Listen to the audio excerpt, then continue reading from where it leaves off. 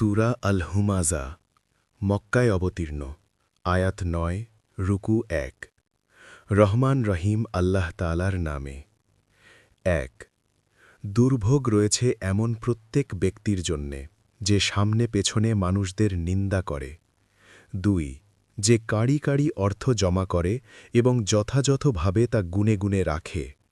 ৩ সে মনে করে তার এই অর্থ তাকে এই দুনিয়ায় স্থায়ী করে রাখবে, বরং নির্ঘাত অল্পদিনের মধ্যেই সে চূর্ণ বিচূর্ণকারী আগুনে নিক্ষিপ্ত হবে। ৪ তুমি কি জানো বিচূর্ণকারী আগুন কেমন? ৫ এ হচ্ছে সম্পদলোভীদের জন্যে আল্লাহ তাআলার প্রজ্জ্বলিত এক আগুন, যা এত মারাত্মক যে তার দহন মানুষের হৃদয়ের উপর পর্যন্ত পৌঁছে যাবে। ৬ গর্ত বন্ধ করে তার ওপর ঢাকনা দিয়ে রাখা হবে। ৭ উঁচু উঁচু থামের মধ্যে তা গেড়ে রাখা হবে।